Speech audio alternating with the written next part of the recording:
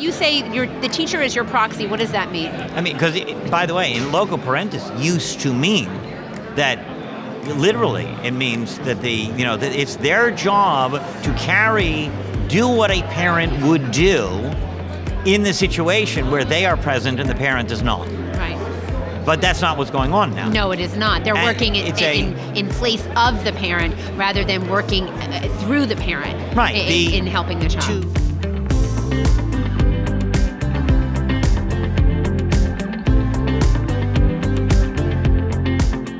Hey, Joyful Warriors, I'm so excited today to have Elizabeth Enns with us, and she has a program called Patriotic Students of America. It's a little over a year old, but it's helping students to learn to be patriots. Welcome, Elizabeth, to the Joyful Warrior podcast. Our moms are really concerned right now as they look across America, and we see so many things changing, and we recognize that a lot of our children in America really don't know about the founding principles of our country, but are also being taught in school that America isn't so great. And for moms and dads, that's really concerning. So I'm excited to hear about your program today. Welcome. First, tell us a little bit about you.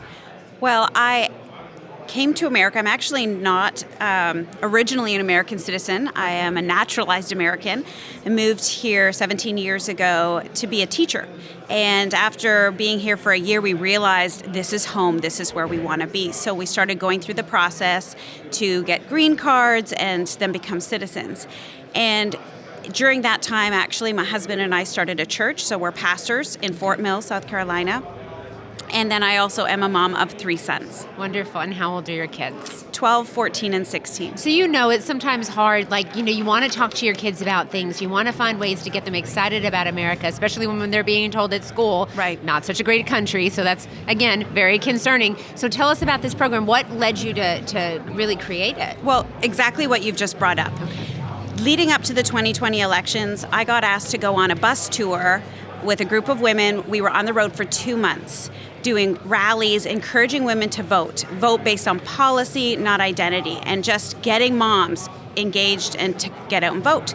During that time, we had the same questions, and the same questions in regards to the kids. What do we do about our kids? Even if we flip all the school boards, we're working on new curriculum, we're retraining the good teachers who realize that what they learned was wrong and want to, do what's right. Yeah. That takes time. And in that time, we're losing a generation. And so my solution was just start patriotic clubs. Just start putting good into your kids. And parents and grandparents were like, that's great, but we don't know how to do that. Right. So as soon as I got home after the election, I started working on Patriotic Students of America and realized I started looking for some kind of curriculum to use. And I saw some homeschool curriculums. I saw education for adults, but I didn't see something that filled that need for club curriculum, not school history class, but engaging and fun. And so I realized I needed to write it myself. So then I just got to work doing because I didn't grow up here, I didn't have all of the foundations of the founding fathers and all of that. So I started doing the research and writing this club curriculum. Wonderful. That's amazing. So we have something called Madison Meetups with Moms for Liberty, and our chapter members will know a little bit about it. It's a program that people can sign up for to help to guide them, to go through the Constitution, to go through the Declaration of Independence, to really understand the documents. And I know that Tina and Marie during COVID, I think, actually started meeting together and reading together. And, it's such, you can talk for adults, you could talk for 15 minutes about, one sentence, right? And what the meaning is. So for kids, tell us a little bit more about the program. How do you break down and talk about, being patriotic and about America with the kids? So one of the things that I believe in for education is that we don't just have, this is your moment to learn, and now this is your moment to play, and everything in boxes. But the more we can teach children just through our living and playing, kids learn so much when they're playing. So the idea is that kids get together once a month. They start with saying the Pledge of Allegiance, honoring the flag, standing, just teaching them how to honor and respect and why we do that. Yeah. And then they're meeting, I just want to interrupt you, so they're meeting maybe at school, but maybe somewhere else. So right. This could happen in school, or this could be at a church, yes. or at a civic, even in homes. At a home, okay. We have grandmas that have started clubs for their kids. We have neighbors starting, it could be anywhere right. where you can bring a few kids together or lots of kids together. Okay. It can be anywhere. And so there's no limit. I mean, how some of your clubs, you said you have clubs in how many states now? Right now we're in 13 different states. Okay, and we have over wonderful. 100 clubs. Wow, that's awesome. And so it's growing, but it's very grassroots. Right. But we've tried to make it simple enough that if you can read, you can use this to start a club. Okay. And then if you tend to be more creative and stuff, then there's a lot of room to. I can't help myself. I turn everything into a game or an activity because that's just how I'm wired. So to make it magical and come alive for the kids. Okay, that sounds awesome. So give us an example of what that's like. Can we Sure. get like a little bit of a dive? Give us a sneak peek. Okay, so one of the lessons I just recently did, we talked about the miracle on the Hudson. When the plane crashed on the Hudson River and no one died, and it's just amazing. So I taught the kids about the story. But then we just did a really simple activity. The kids got to make a paper airplane. And usually they're like, don't make paper airplanes, at school. But I'm like, everybody needs to make a paper airplane. So all the kids come together, and some of them really didn't know how to make a paper airplane. So the kids who were really good at it were like, oh, let me show you, which is great interaction that needs to happen. Yeah. And then we put a big blue blanket on the floor. Really simple. And then we stood in different places. All right, you need to successfully land your paper airplane on the Hudson River. Right. And just different things like that. But all those kids remember absolutely. that happened and everyone survived. What a hero that pilot was. That's right. Absolutely. And it's so important to build kids up and to give them and to share with them some of the wonderful things about Americans, right? Right. Who was it that said, always look for the helpers? Was that Mr. Rogers? I'm not sure, but that's I think yeah. his mom used to tell him, whenever there's an issue, always look for the helpers. And I think there are always there's a lot in America that is hard and difficult that we need to discuss with our children, and that, slavery and Jim Crow laws, and we need to be very accurate about how we teach American history, but then I also think we need to celebrate the very best of what happens in America. So it's so exciting to hear you doing that. That's what this is about. And we intentionally, not that we turn a blind eye to the negative, because we need to learn from the mistakes, and that's important. But right now our kids are so bombarded with the negative, which is why anxiety in children is through the roof. They're feeling hopeless and trapped. Like there's no answer. So let's talk about that for a second. You said you're from Canada originally. Mm-hmm. Canada and the United States have taken different approaches when it came to COVID, although some of the states in the United States acted more like Canada, very restrictive. Yeah. What do you think? Do you have family in Canada? What did you guys think about Justin Trudeau and the way that Canada reacted with some of the things that happened during COVID? It was disappointing. When we talked, and I still have a lot of family there, and it was disappointing, and I kept talking to them about, where's your Charter of Rights and Freedoms, because that's what we have in Canada. You should be standing up for your rights, and people really were blinded. Their media is worse than our media. Yeah, I've heard we that. knew about stuff that was happening there before they knew. Right. They're like, really? There was a riot? Like, they had no idea. They have to watch international news to find out the truth of things that are happening.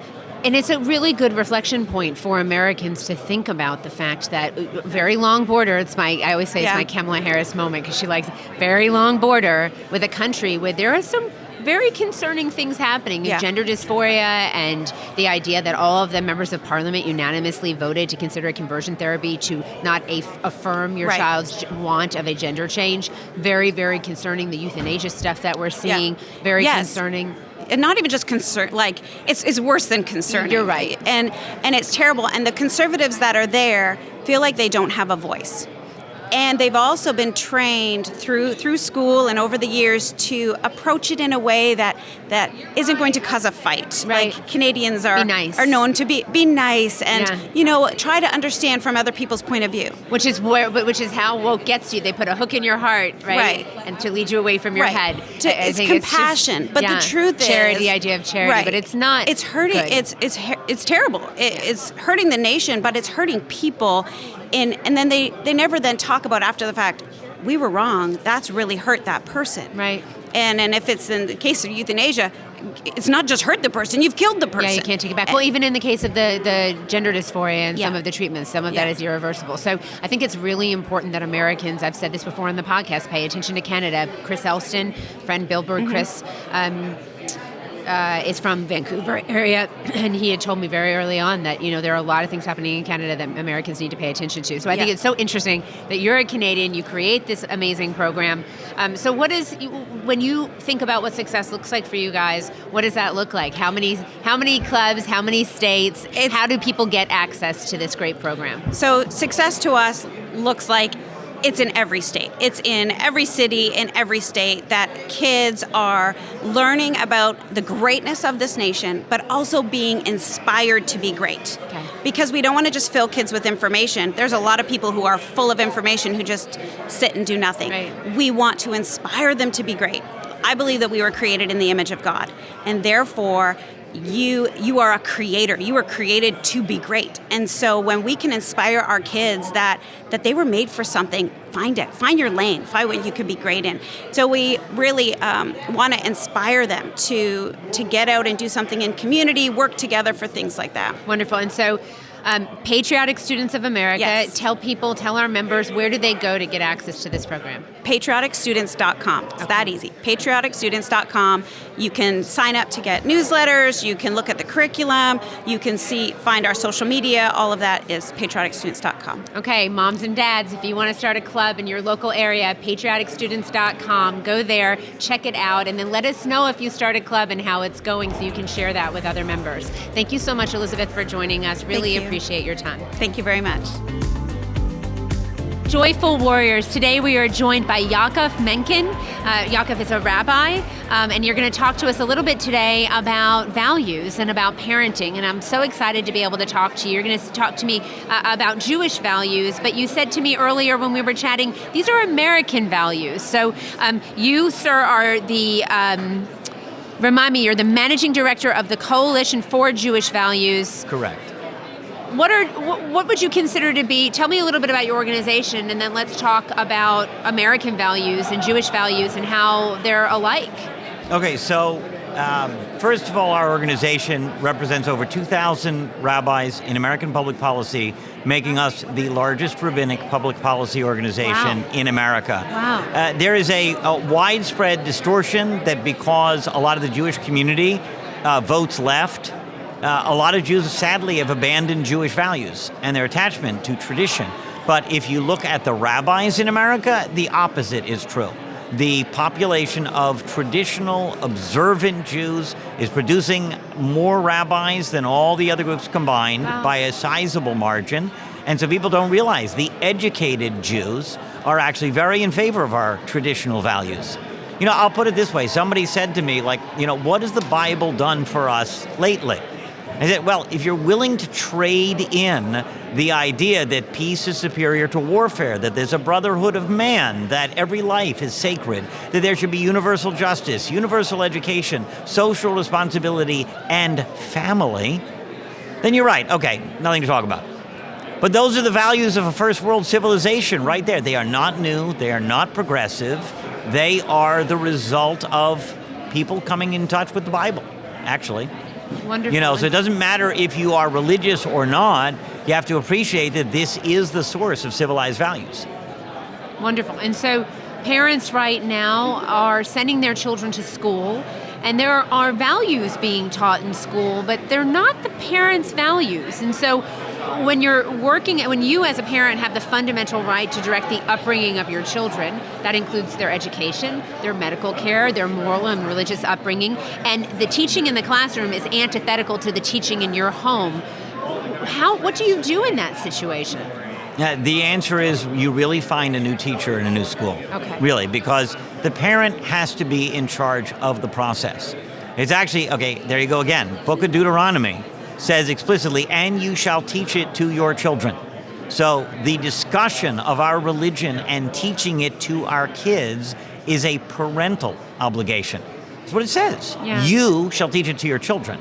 Not somebody else's kids. You shall not indoctrinate somebody else's kids. It's you teach your own kids, which means that your kid's teacher is your proxy. And if you don't like what the proxy is teaching your kids, you have an obligation to speak out and to bring in teachers who share and will promote those values. So I think it's so interesting you say the teacher is your proxy. I'd like for you to talk to us a little bit about that. In the public education system, there's a phrase called in loco parentis that the schools often say, and what it means and translates to is not those crazy parents, although that's like a little joke, right? But it's really in place of the parent. But it's not replacing the parent, right? And so talk to me, when you say the teacher is your proxy, what does that mean? I mean, because, by the way, in loco parentis used to mean that literally it means that that it's their job to do what a parent would do in the situation where they are present and the parent is not. Right. But that's not what's going on now. No, it is not. They're working in place of the parent rather than working through the parent in helping the child. To teach the child that you should go ahead and do something that you want to do, but your parents do not want you to do, and we're going to help you do it, is the very opposite of a proxy. It's tearing down the bond between parent and child, which, by the way, is exactly what the communists used to do. The communists were big on children reporting their own parents for their hostility to the state and hostility to government. And you got awards for reporting your parents. And never mind that meant your parents went off to the gulag and you didn't have parents for the rest of your life. That was what they taught kids to do. And they're doing that now, driving a wedge between the parent and the child, and we're seeing that in school. What message does it send to a child to have the school acting in that way? I try to think of things through the mind of a child, and it has to be very confusing. Well, of course it's confusing. It's just, in any type of situation where, one of the things that is pointed out about, for example, marriage between parents of different faiths, is it can confuse the child. Well, now, another partner in the education of the child is the teacher in the classroom. If the teacher is saying something that is completely at odds with the parents, if the parents express disrespect for what the teacher says, or the teacher expresses disrespect for what the parent says, you create a confusion in the child. You create a problem for that child regardless of the eventual outcome that is going to include, by the way, a disobedience of authority and a disrespect of authority, because that's the lesson they were taught, is that there's no authority they need to respect. Right. So something interesting that it seems America is struggling with right now, but I don't exactly know why, is this idea of age appropriate. We as a society in many different ways have collectively gone along with things being age appropriate. Movie ratings, for example, we seem to have, a collective understanding about movie ratings and what might make something PG-13 or R, right, versus PG. But when it comes to the books in the libraries, it's like, nobody knows what to do with any of it. What does age appropriate mean, right? The American Holocaust Museum is where we actually turned to look about age appropriate and what that means, because the Holocaust is an incredibly scary and horrible time in our history, but the American Holocaust Museum takes an interesting approach in how they address it with children, having an exhibit for 6th grade and up, and then a separate exhibit for 4th and 5th grade, and then 3rd grade and under. They really say this is not something that children need to be exposed to in this manner. Can we talk a little bit about, teaching about the Holocaust, teaching about other parts of history that have happened, slavery and Jim Crow laws in the United States, and this idea of the mind of a child and protecting their innocence? I was curious if you had any thoughts about that. Everything has its time, everything has its place. The truth is that you could debate and discuss whether something like the Holocaust, the fact that terrible things can happen, is something, to talk to your kid. Again, by the way, there you go again. It's a parental decision at a certain point. And that's something where parents can argue it out and really with good faith have a difference of opinion. Right. But when it comes to things like sexuality, for example, there's just no reason for the 4th and 5th grade classroom to start addressing these things before their time. And I'll be honest, look, in our family, what a 16-year-old is exposed to is a different thing than what a 22-year-old is exposed to, because there's just certain things that you don't need. You're better off not being aware of and letting enjoy your innocence while it lasts. Yeah, absolutely. I think our moms are struggling with that right now as our children are being bombarded with so many different things, violence and sexuality at younger and younger ages. And so people are struggling to protect the minds of their children. There was a basic understanding that the more you expose a child to something, the more casually they treat it. And that includes violence and the like. In fact, there was a kindergarten teacher who admitted, now this is back in the good old days when teachers actually cared about educating kids for what's best for them. She was a kindergarten teacher, and she said, I used to think that watching violence on TV didn't really have an impact until one boy hit another. And I said, you can't do that, Johnny. He says, well, I saw Larry do it to Mo yesterday, Larry, Mo, and Curly, yesterday on TV. And in other words, there was this idea that exposure to these things really is detrimental. Right. And now people are being told, oh, no, that's totally good for the child. Right. And it's not true. And it's just not true. And I think parents know that in their hearts. And so we encourage parents to really stand up for their children and to protect them. Last question, fundamental parental rights. With rights come responsibilities. Can we talk a little bit about, from your perspective as a rabbi, but also as a dad, your responsibility as a parent to your child? It goes with you. Truth is throughout your life, but it has in different stages. When a child is an immature minor, you don't let them go do their own decision making.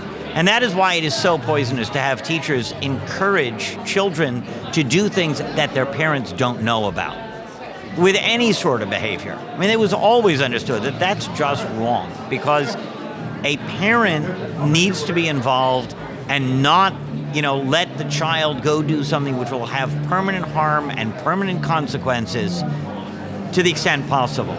Then they transfer to the adolescent years, and you have to let them start to explore their independence, but still with care.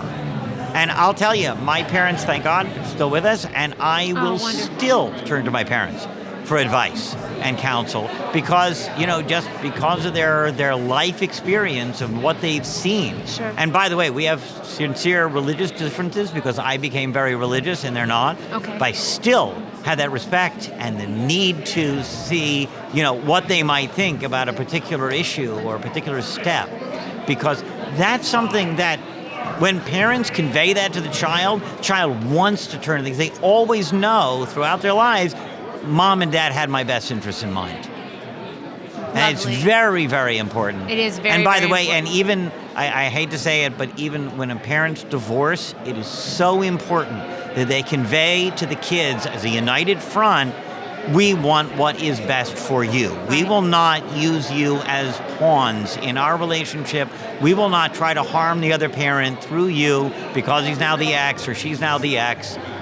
Because that is just so harmful to the child and their well-being in the future. No, you're absolutely You right. want that child to respect both parents and be able to turn for counsel to both parents. It's an in incredibly almost all special circumstances. relationship that we are blessed to have. I'm a mom of 4, so Yeah, there you go. Just very, very important. Well, thank you so much for joining us on the Joyful Warrior podcast. When we talk about parenting, I've said sometimes the kindest thing that your child can hear is no, and we need to really actively parent our children through all of these different things that are happening. So really appreciate your take on everything today, and I hope you have a wonderful day. Thank you so much for having me. Thank you.